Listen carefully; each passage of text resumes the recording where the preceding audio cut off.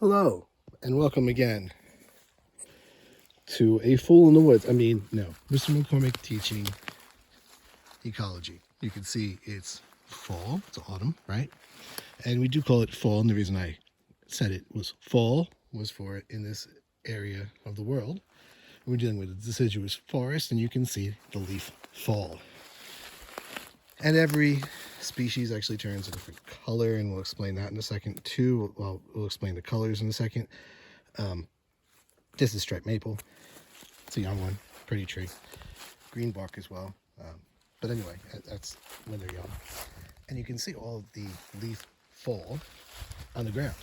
And first of all, what makes them turn this color is these colors were always there.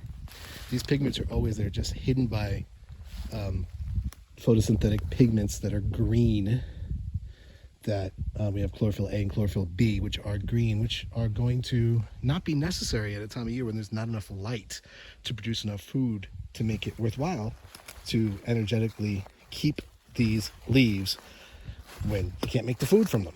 So we don't. In this area of the world, leaves fall seasonally. Leaves always fall from trees, including what we consider evergreen trees, but they don't fall seasonally. Even this conifer over here, it will lose needles. If you go and walk through a pine forest, you'll see needles on the ground. But again, not all at once, because for evergreens, which have enough light where they live often, or with conifers, which have those needles, which help preserve some moisture as well as being able to deal with colder temperatures, it's not necessary to get rid of them. They can be useful. But for the vast majority of the trees around here, and I'm in the Catskills at the moment, and actually down by me, it's not like this. So in central Jersey, not like this at the moment, but right here, Twin Mountain, it's actually like this. And again, if you look at the ground, you see lots of leaves all at once. How does this happen?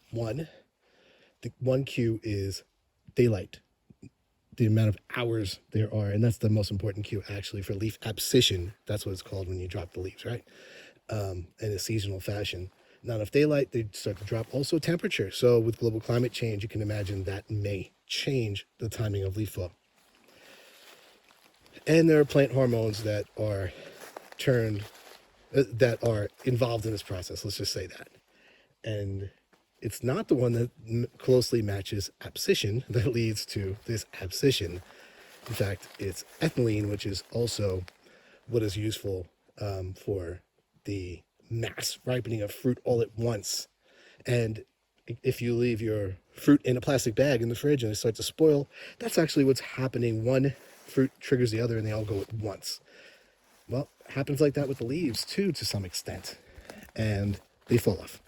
So this is what happens. It returns lots of nutrients to the ground, and this will be part of the humus that will be the organic material in the soil that makes it nice and lush and rich. And in tropical rainforests, that's cycled up really, really quickly, and there's not a seasonal dropping of leaves. I don't know how that influenced that, but the cycling probably is more important there. But here, this seasonal occurrence is really, really important. And the leaves on the ground, really, really important. Again, if it wasn't seasonal, the leaves would still fall, and this leaf litter would still be really, really important. And there's whole detritus-based communities that depend upon those leaves. Well, that's enough for today. I'm going back to hiking. Bye-bye.